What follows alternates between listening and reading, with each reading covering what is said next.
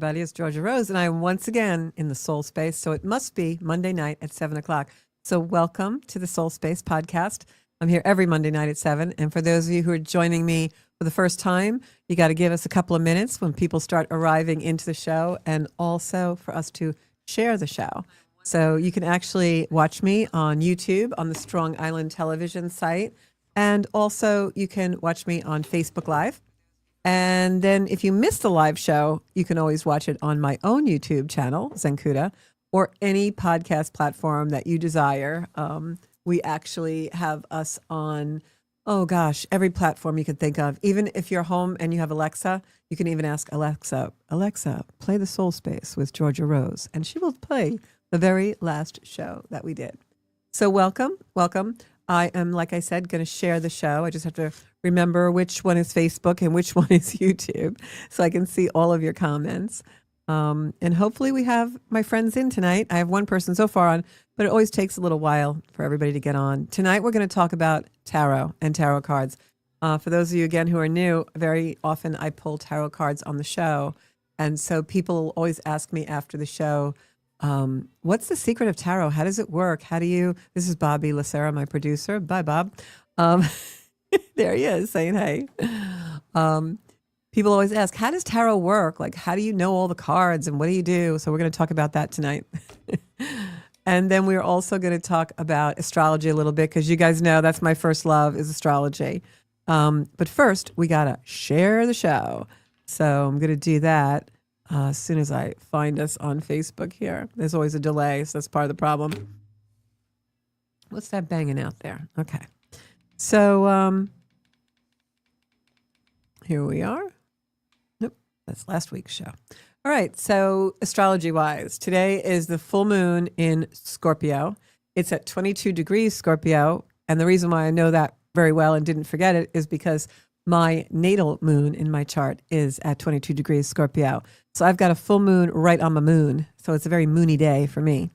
Basically what that means for all of us is that we are going to possibly have things revealed to us, awakenings. We have the sun and Uranus right in Taurus together, right, almost exactly together in the sky, which the sun, of course, is illuminating Uranus, which is our planet of awakening. So we might get some spiritual awakenings today, some revelations. We may also see sudden shocking things happening that we weren't sure that we thought we knew everything, but we didn't. So it'll be very surprising for us. So I am going to share the show again. If you're at home and you're watching, please share the show.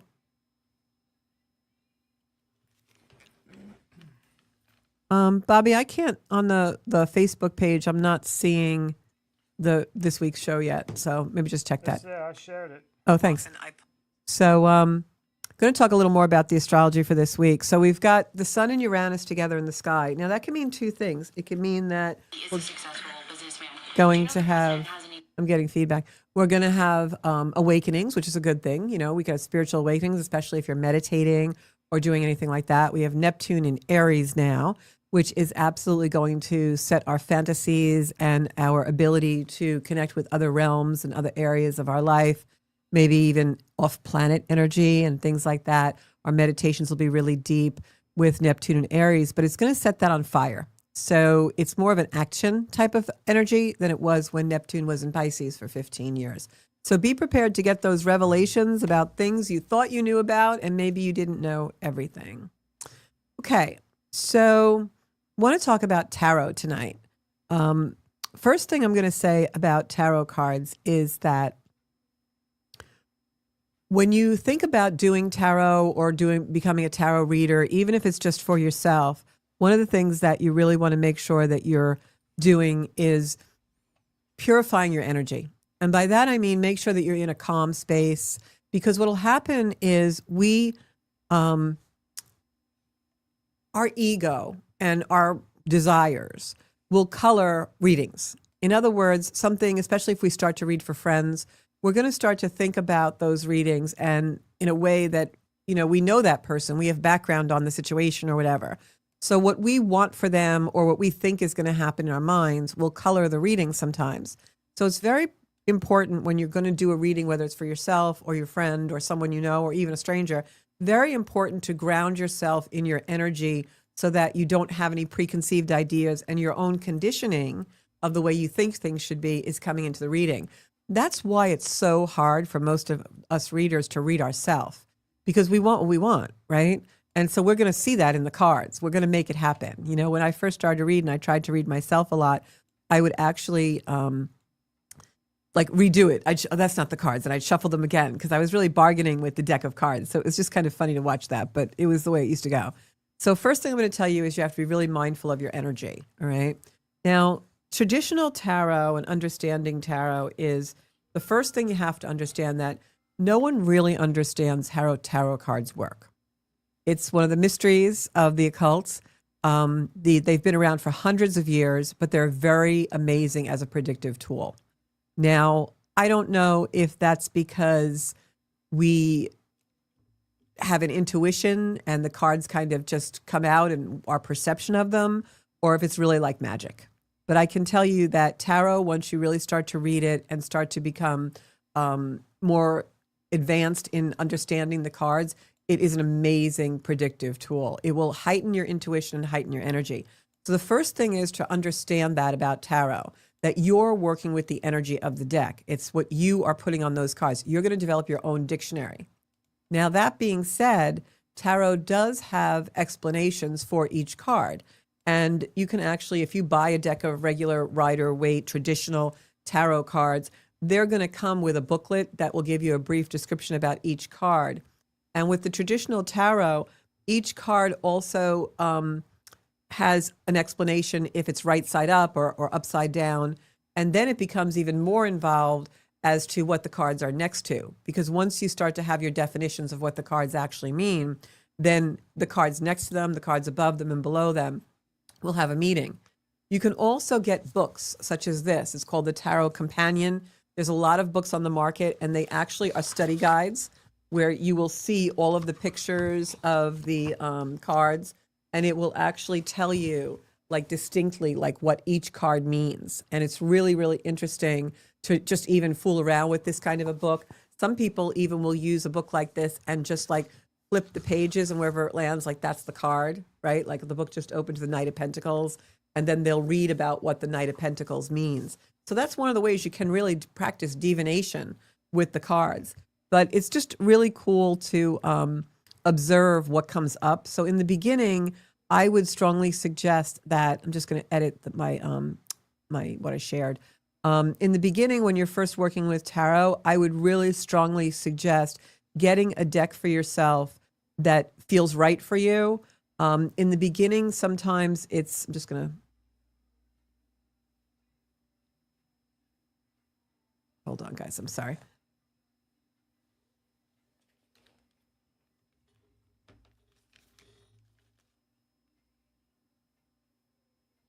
And with my other sites.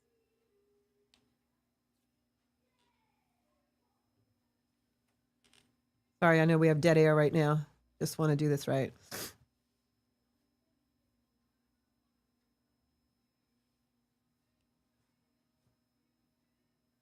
Okay, there we are. Easy enough. And if you're home watching, if you could share the show, that'd be great too.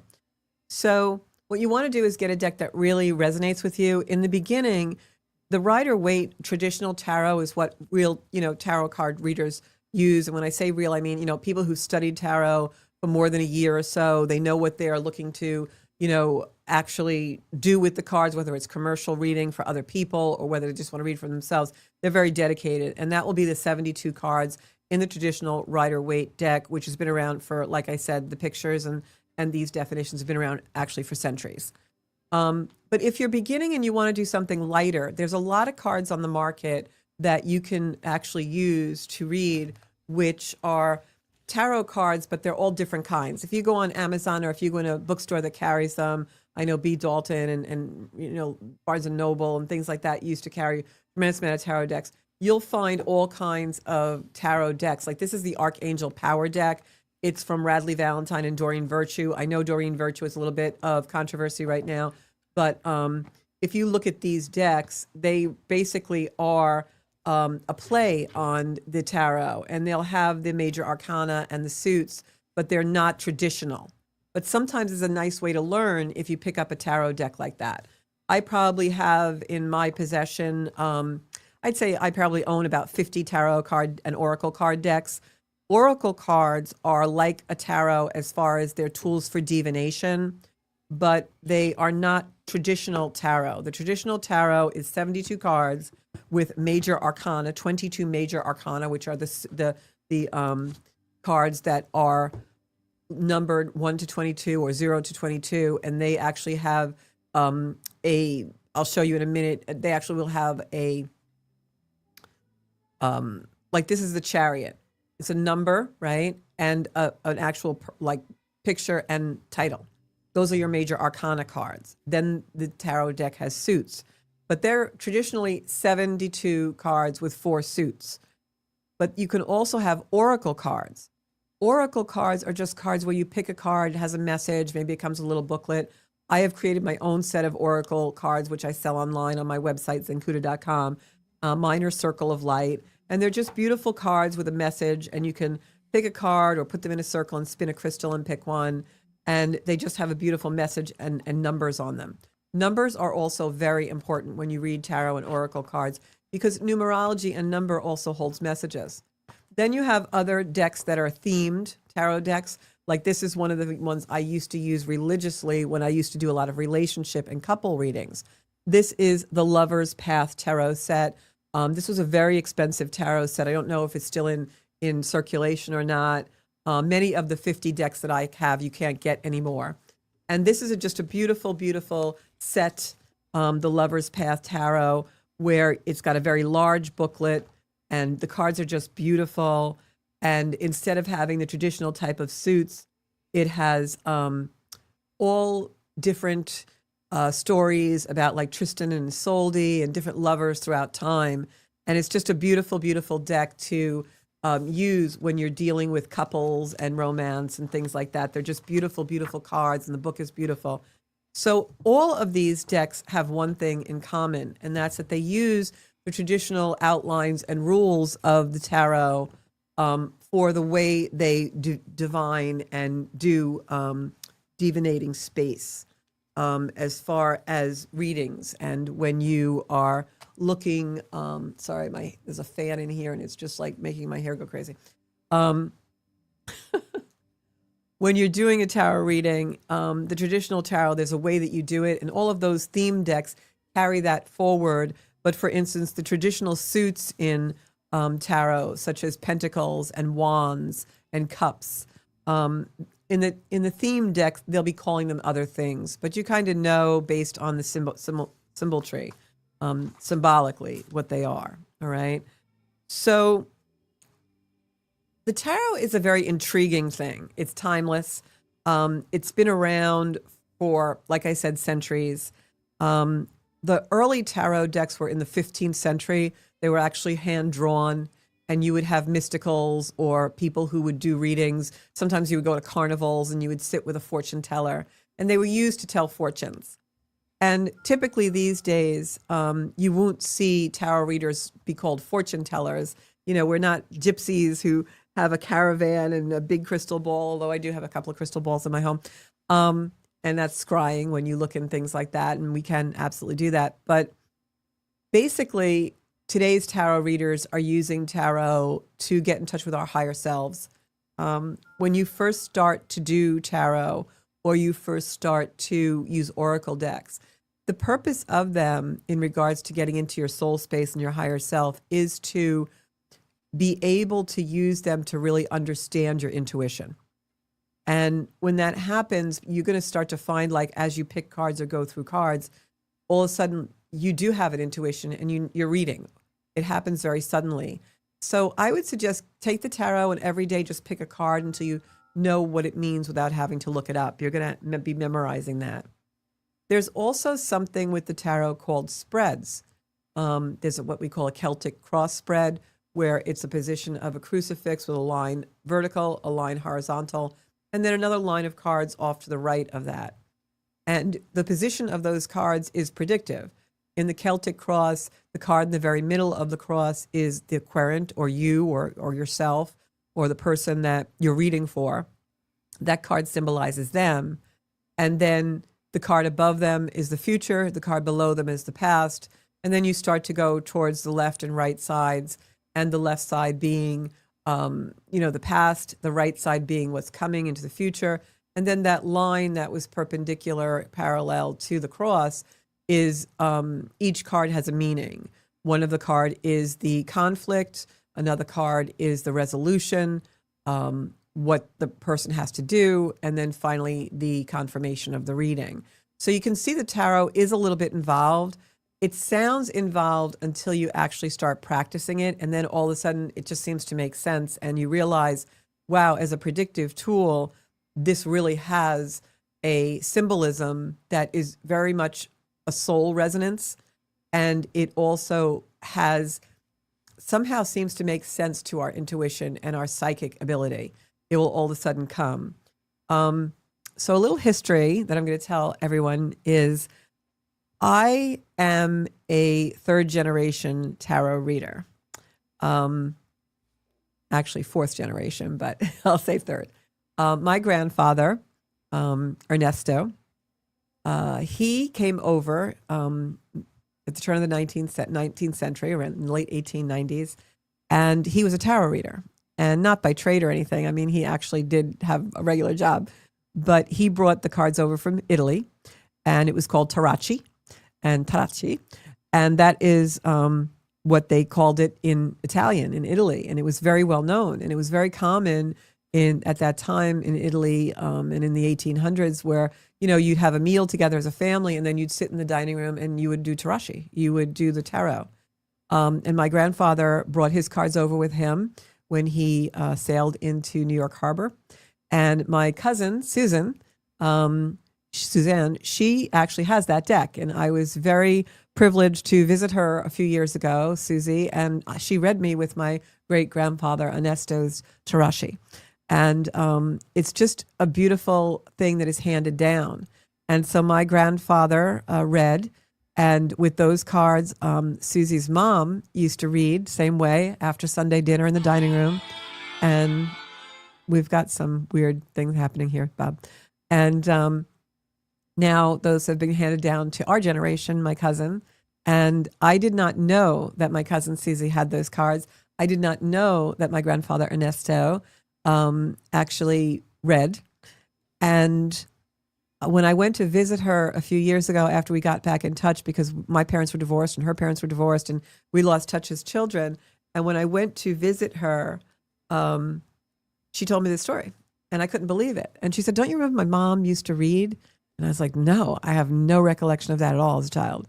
And so it runs in families. And, there's also Italian heritage called strega. And many people are strega, which is a witch in Italian, and they could just be very predictive. My grandmother Rose, who I take my name from in the spiritual world, also was very, very much intuitive. And so it was so amazing that I was led to do tarot and to find out that my grandfather was a tarot reader and that he always played with the tarocchi. So very interesting. So that's how long this tradition of tarot has been around. And it's in the blood. It's in the blood, baby. So in the deck, we have major and minor arcana. And the way it works is you have suits, okay? Wands. Wands are the only... I'm getting your voice, guys. T, Bobby. I'm getting your voices in my... Yeah. Okay. Sorry about that.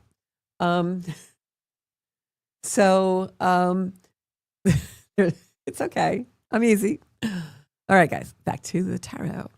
So the wands is one of the suits, and the wands means action. So when you get a card that's a wands, like the 3 of wands, 4 of wands, 5 of wands, and then it goes onto the page, the knights, the queens, and the king in every suit. It's just like a regular deck of cards. And my friend Tina, by the way, reads just with regular cards.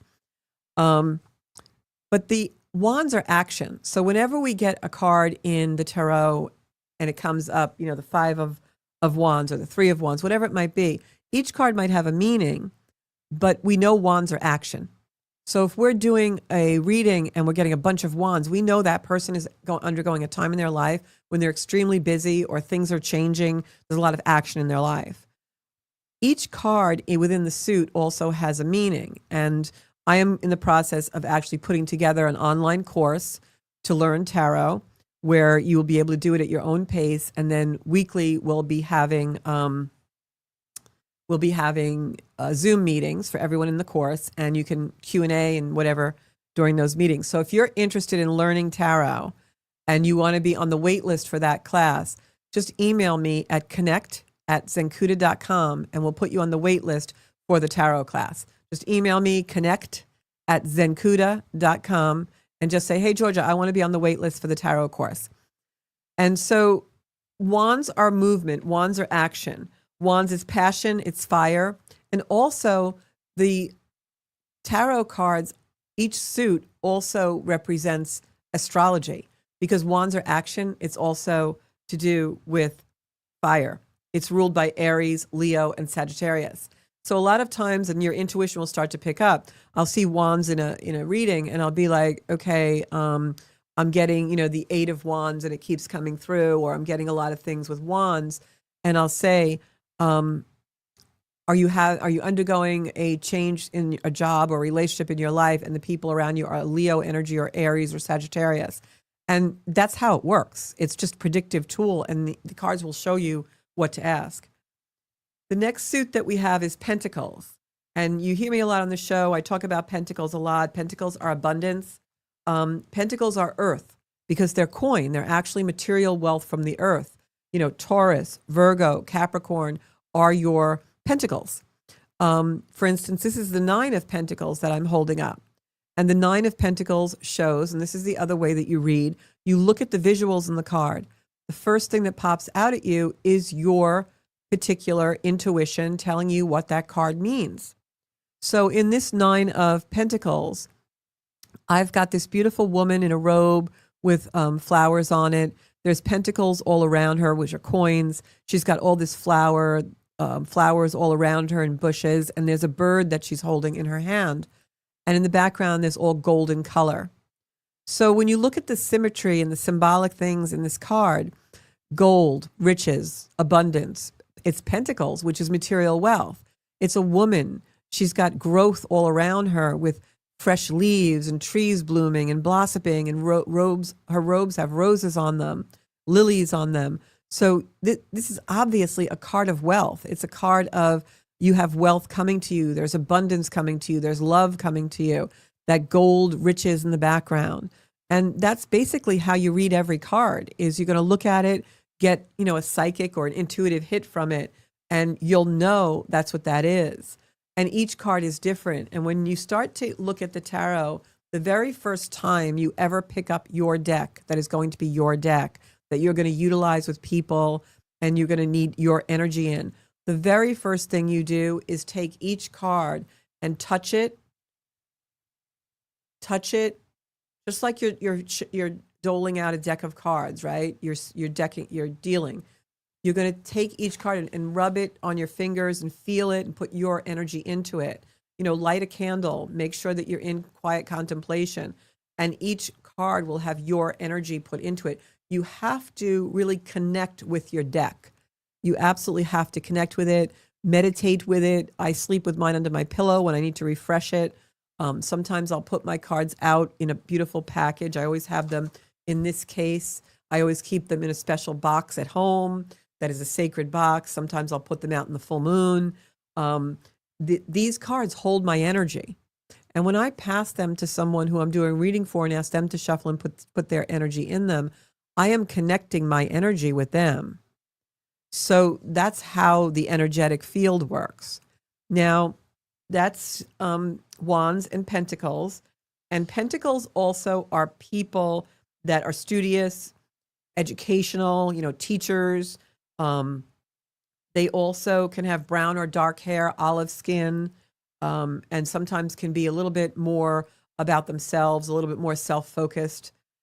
Wands energy are usually fair-skinned, blonde people. They have usually lighter eyes. They're energetic and cheerful. So once you really study and understand the suits and what they mean and what they represent, then when you start doing the spreads and the cards, it's just going to come naturally to you, and you'll be able to say, and you hear tarot readers say many times, there's a light-haired young boy around you. This is someone whose birthday is, say, April or August, and it will be correct. It's because the tarot somehow intuits the energy. All right. Really interesting stuff, right? So the next suit is swords. And here's the Knight of Swords. And whenever you see swords, that's an indication of news. Swords bring us messages, news. It is people that are very intellectual thinkers. It's analytical, head over heart. These are your Gemini, Aquarian, Libras. They're cardinal signs. The swords are cardinal signs. When I see the King of Swords, that's someone who, rushes in to save the day, jumps to action. So swords are that kind of an energy. Cups are the water element. Cups are Cancer, Scorpio, and Pisces. They, again, the cardinal sign of Cancer is Cups. The cardinal sign of Libra is Swords. A lot of times, when swords come up, or I see the King of Swords in a reading, I'll say, do you have something to do with the law or someone around you, or are you an attorney or something like that? Because that's really swords. You can tell it's very much about justice and legalities and head over heart and determined, aggressive, strong-worded person, strong-worded energy. Now, cups are lighter. Cups are Cancer, Scorpio, Pisces. It's water. Cups are our emotion. It's artistic. When you see cups in the tarot and you get, like, this is the Four of Cups. You see someone in the Four of Cups that's contemplative. He's being given a cup by spirit. You see spirit's hand on the card holding up a cup for this person. So cups in the tarot are feeling, empathy, compassion, sentimentality, sometimes weakness, right? Those people are usually blonde, light, fair, and they're usually, when they're around them, someone who is extremely compassionate. A lot of times when you have a lot of cups in a reading, it would be someone who is either an empath or a reader or a light worker or a healer, a nurse, a doctor, something like that. So the structure of the tarot is the major and minor arcana. It's the four suits: wands, swords, pentacles, and cups. Just like in a regular deck of cards, you have spades and hearts and diamonds and clubs, right? So in tarot, you've got swords and cups and pentacles and wands. And there's 72 cards. And so each suit has, like, the Ace of Pentacles. Aces in the tarot are new beginnings. Anytime an ace comes up, it's new beginnings. So if it's the Ace of Wand, it's new action. If it's the Ace of Pentacles, it's new material wealth, new abundance. If it's the Ace of Cups, it means new emotion. If it's the Ace of Swords, it's probably some new legal or new mental, something coming in, of education, learning, higher learning, something like that. So you see how once you understand the suits, and then you can start to delve more deeply into the cards. And it's really pretty cool because once you understand it, and that's why I say, get a book like this one that's about the Tarot Companion. It every day will have a picture of a card and the descriptions. It'll tell you what the card means in reversed, if it's upside down, if it's upright. And after a while, it's just like anything else. Like when we were a little kid and we learned our ABCs, it's going to teach you what each card means. And it's going to be really easy and you'll understand. So first is your suits. Then, numbers are going to be very significant. If you have certain numbers in your life that mean things, then what's going to happen is that's also going to be your dictionary. Certain birth dates, certain things. You're doing a reading and threes keep coming up. You're going to ask the querent, the person you're reading for, is the number 3 very significant for you? You'll get a feel for it. Now, the major arcana. Okay, what are the major arcana? The major arcana are 22 cards that have titles on them. I'm going to show you. This one is the Hermit, the Moon, the Fool, which can be 0 or 22. And the way the major arcana are used in tarot is they tell the story. They tell the story. When major arcana cards come up, those are the cards with the names on the bottom, the titles. They all are numbered 1 through 22. They're not in the suits.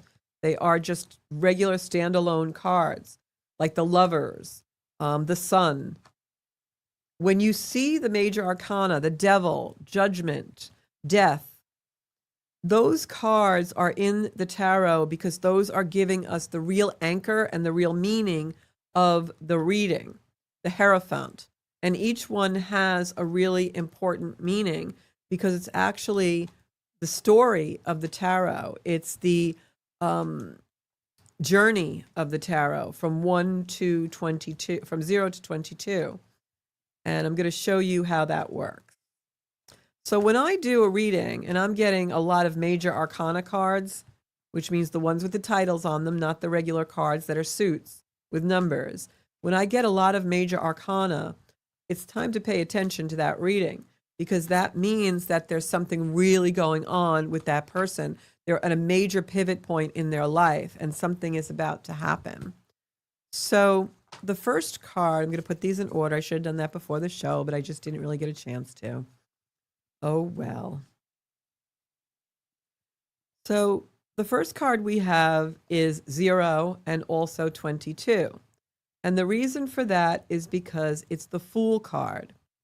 And the Fool card in the deck, you'll see, if I put it here, I don't know if Bobby's still back there to give me a camera.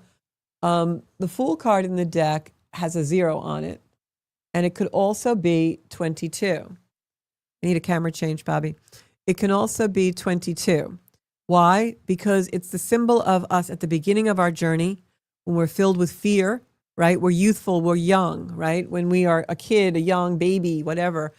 The picture of the Fool card is a minstrel, someone who's strolling along. He's got his little bag of treats, his things, his belongings on a stick, and he's taking a stroll and he's going along aimlessly, not even looking where he's going, and he's about to walk off a cliff. And he has a little dog following him. The dog is symbolic of innocence.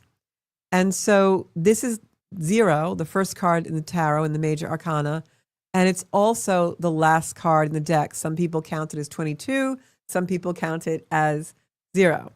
And why is that? Because it's the story of the tarot, is the journey through life. So it symbolizes us as innocent children, not watching where we're going, we're going to leap off the cliff, but having faith in the world, take that leap of faith. And that's what this card means. It's also, some people say at the end, depending on the spread you're doing with the tarot, some people will say it's also number 22, which is the bottom of the journey, the end of the journey, because it's going to be your wisdom. You know, you've been through the journey. Now you're looking, you know you can leap off the cliff. You know the world will catch you. So the Fool card, it doesn't mean that the person is a fool. It means that the person is gaining wisdom, that he's naive. He doesn't know everything already.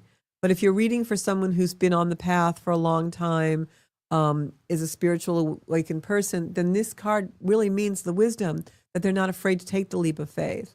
So you can see how each of these really has its own definition. And as you read, you'll get better and better. But you have to study with a tarot reader to really understand where it's taking you, where the reading is going. Now, number 1 in the major arcana is the Magician card. And if you look at the Magician card has the figure 8 over its head. The Magician card is very symbolic of anything is possible. That even though we sometimes doubt ourselves, we know that with a higher power, we can do anything. And the Magician is really showing us that. It's showing us that through all things are possible through spirit. And this is also known as the Pisces card. Remember I said everything is also coincidental with a sign of the zodiac. When the Magician card comes up in a reading, it's telling someone, telling your querent, or telling you, if you're reading for yourself, to believe in the unseen, that we have things that happen to us in life And that if we understand that not everything that is real is seen, the Magician card teaches us that, to believe in all things. And then the next card in the deck is the second card. This is, you see there's number 1 on this card, the Major Arcana, right? And then the second card in the deck is all about the High Priestess. And the High Priestess actually shows us, just like the Magician is showing us to believe in the unseen, the High Priestess shows us to believe in a higher power. The High Priestess is someone, now you've been on the journey, you've taken a leap of faith, the Fool card. You've been told by the Magician about believing in the unseen, and now you're becoming the High Priestess. Now you're believing in it. The High Priestess says, oh, there's something other than what I've been taught to always believe in, that you can only believe what you see. Now I understand there's a whole other world out there, and the High Priestess starts to believe in that world. Not everything is black and white. And if you look at the card, there's a black and a white. You've got the High Priestess sitting on the throne. She's also got this beautiful crown, which is very symbolic of the full moon. So it's just a really, really cool card. And so what I would suggest to you is, if you're going to do tarot, go through the Major Arcana first. You want to do that because it's going to really show you what you need to do in order to really, when you read and the Major Arcanas come out, because those are your main cards. Those are the cards that you really want to use to show you where you're supposed to go in the reading. And then also personal and practical application. You want to be able to set the right intention for a reading. When you're reading for someone, you want to be able to make sure that they understand that you're not doing it for prediction. You're not doing it to give them an absolute truth about where their life is going. You're reading mostly because you want to give them advice about how to get in touch with their own soul space. And that's the beauty of the Major Arcana and all of the cards in the tarot, is as you start to really use the tarot for prediction and just to, find out in your own way how your intuition is working and how you're seeing things, you're going to really tap into that intuition. And that's the purpose of it. The purpose of the tarot is so that it's a tool for you to really understand your higher self. And the more you do it and the more you work with it, the more you'll understand exactly how it works. That's why things like the Circle of Light card, that cards that I created, that's a really great deck just to use for Oracle, because every day as you pick a card, it's actually going to help you feel the card. You'll be like, wow, I knew I was going to pick that card somehow. And that's what's going to happen. The same with the tarot. As you keep picking the cards, you're going to get the meaning of them. And it's not uncommon when you're first studying tarot that you'll keep picking the same cards over and over every day. Like for a week, the same card will come up, even though how much you shuffle them, because that's the card you're learning and your energy is pulling that card towards you. So it's really interesting to see, what it's about. So I'm just going to go to comments if I have any. Look on. Hey, I got Cheryl in. That's okay. Busy day. Elaine, thank you, Elaine.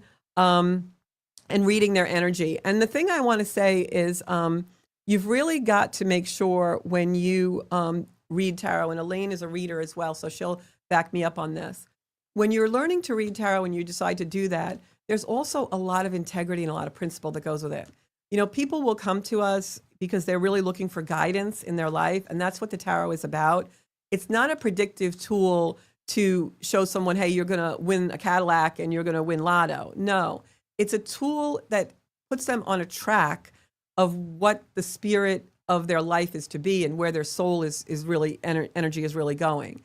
It's about reading the energy in a way that guides the person to a higher place, a higher power, a higher, self.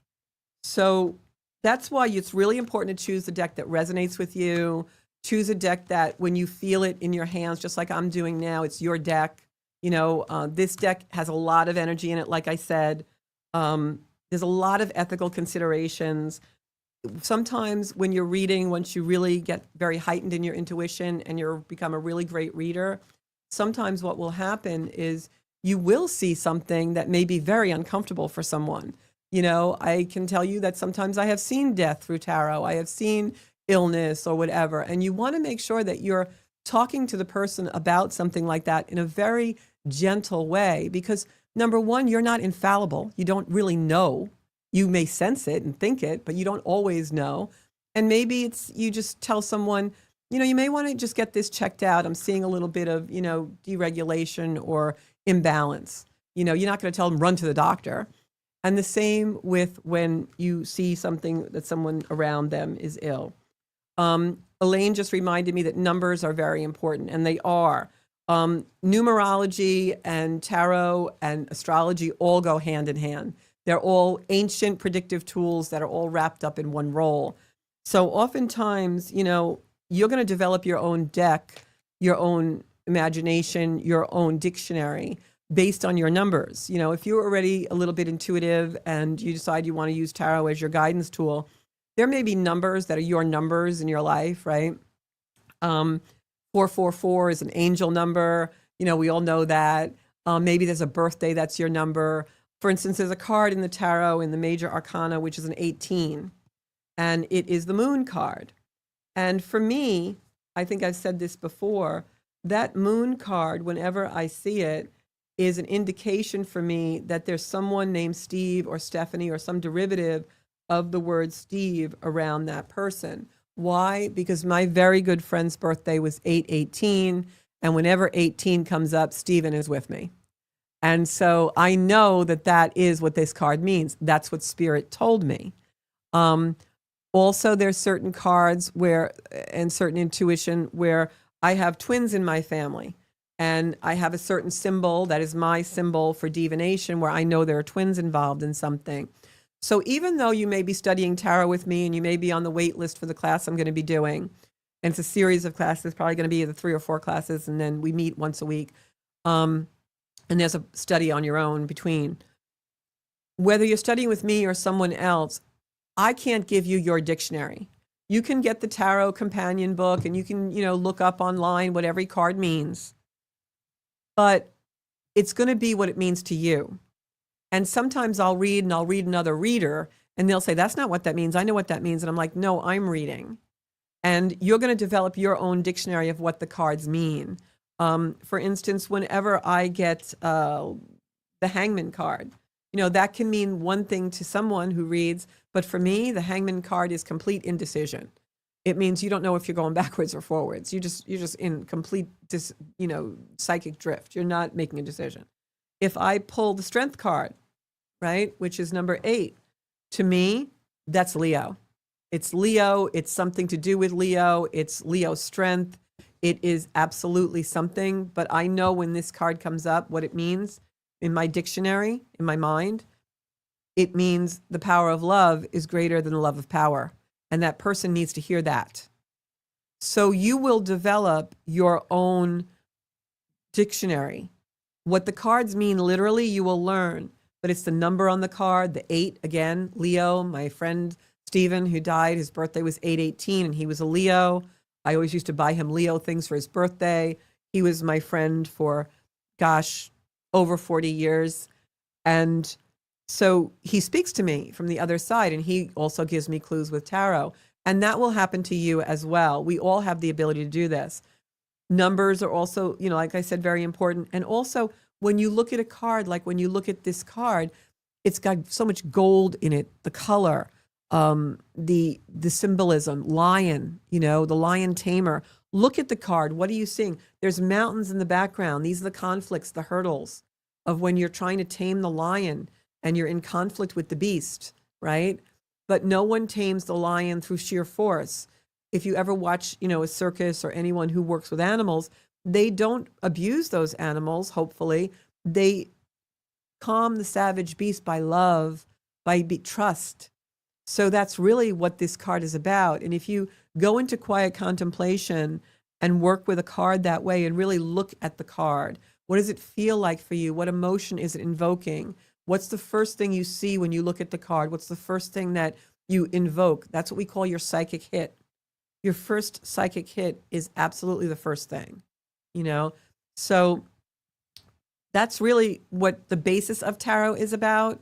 And it's also prediction. It's also all the things that, it's been for centuries, but it's also very much your own intuition, your own definitions, your own clairvoyance, because that's what comes through. And you're exercising that when you start to just work with the cards, buy a deck, play with it, love it, spread it out on the table, do spreads, just play with them.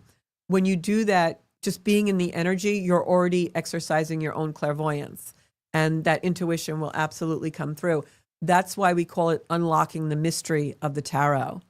The mystery is people think there's something that you have to do by rote. And yes, the cards have meaning. That's your foundation. That's your first principle. But then you have to put your own ability on them. And that's what makes a good reader and a reader who's basically telling everyone the same thing based on the cards that they come out on the table. It's about the intuition and really being able to be heightened with that. The Rider-Waite deck, which is the deck that most tarot readers use for their readings, that's been around since 1909. Before that, there were different decks like my grandpapa's Tarachi and things like that. There's 22 major arcana cards, 56 minor cards, which are like the suits in a regular deck. So get a set. You can even buy them on Amazon. They have all kinds of companion books about it, and play with them. Nothing bad is going to happen from tarot. It's not a Ouija board. All right. You want to always pray for light. Protection, I don't really pray for. I just pray to be surrounded by light. I always have a candle on the table, even if it's electronic, when I do read, because I want light around me. You are opening a portal, and you want to make sure that you're opening a portal to light and for the highest good of all involved. So make sure that you do that. If you're in a bad mood, if you're sick, if you're just in a very negative frame of mind, don't work with your deck, because you're going to put that energy into the deck. Also cleanse the deck. Sometimes, like, I keep crystals in the box where my deck is. Sometimes I'll simply just bang on the deck. All right. Blow on the deck. Whatever the intention is, you're going to put it through on the deck. And this is my last tip that I'm going to leave with you. And again, if you want to be on the wait list for the tarot classes, simply connect at zenkuda.com, send an email. Just give me your name and your contact information and say, I'd like to be put on the waited list for the tarot. Okay. Last tip I'm going to leave you guys tonight is, if you go out and buy a deck and you want to play with them, start with a 3-card spread. What is that? You put 3 cards on the table. Boom, boom, boom. This is the way it works. You are thinking about a certain situation, or you're thinking about a person, or you're thinking about a question, and 3 cards, past, present, future. When you're sitting at the table, the cards are in front of you. The left is the past, the middle is the present, the right is your future. Past, present, future. It's going to tell you the situation. That's the easiest thing. The past is what influences are affecting you now. What conditioning, what past situation is still on your mind. The present is what's happening currently in your life. And the future is what energy you should prepare for. So just do a 3-card spread and do that time and time and time again. And you're going to find that that will bring you just into your intuition, into just feeling, oh, what am I getting off this? And like I said, you'll be surprised. The same cards will keep coming up, and you're going to just know that card, So do that. Common mistake. People think that the tarot predicts. It does not. It brings us into our intuition. Our intuition knows. The soul always knows.